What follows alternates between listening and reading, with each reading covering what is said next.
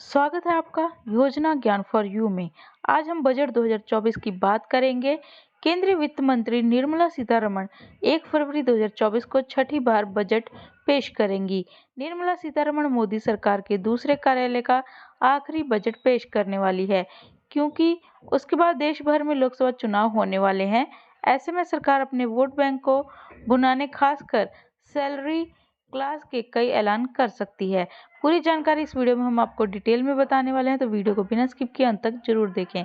अगर आप हमारे चैनल को पहली बार देख रहे हैं तो चैनल को सब्सक्राइब करना ना भूलें। साथ में बेल आइकन की घंटी दबाएं ताकि आपको आने वाली वीडियोस की जानकारी तुरंत मिल सके। वीडियो पसंद आए तो लाइक और शेयर जरूर करें। बजट 2024 की बात करें तो केंद्रीय वित्त मंत्री निर्मला सीतारमण 1 फरवरी 2024 को छठी बार बजट पेश करेंगी। निर्मला सीतारमण मोदी सरकार के दूसरे कार्यकाल का आखिरी बजट पेश करने वाली है, क्योंकि उसके बाद देश भर में लोकसभा चुनाव होने वाले हैं।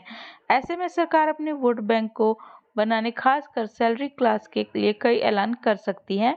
सरकार नौकरी पेशा के लिए स्टैंडर्ड डिडक्शन बढ़ा सकती है। नौकरी टैक्स पेयर्स उम्मीद कर रहे हैं कि सरकार स्टैंडर्ड डिडक्शन को 50,000 रुपये से बढ़ाकर 1 लाख रुपये कर दें, ताकि उनके हाथ आने वाला पैसा थोड़ा बढ़ सके और उन्हें बढ़ती महंगाई से निपटने में मदद मिल सके।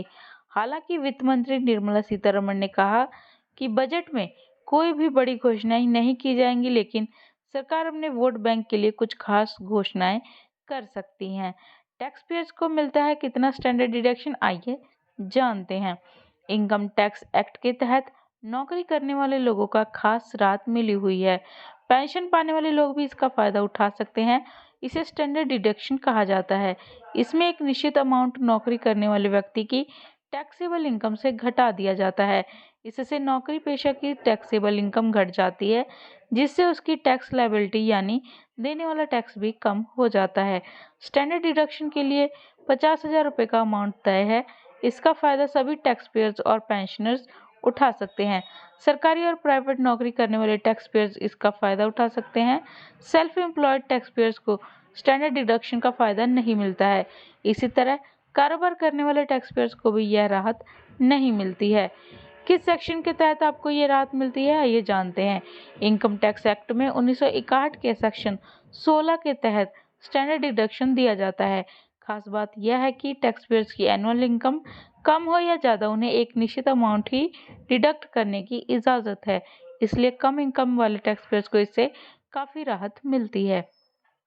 इसकी शुरुआत कब हुई थी, यानी स्टैंडर्ड डिडक्शन की शुरुआत कब हुई थी? इसकी शुरुआत 1974 में हुई थी, लेकिन बाद में इस प्रावधान को खत्म कर दिया गया था। यूनियन बजट 2018 से इसे फिर से शुरू किया गया था।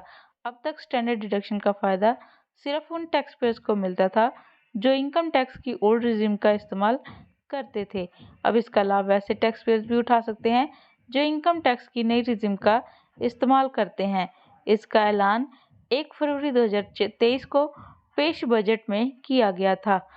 आशा करते हैं जानकारी आपके लिए फायदेमंद होगी, और ऐसी जानकारियों के लिए चैनल को सब्सक्राइब, लाइक और शेयर जरूर करें।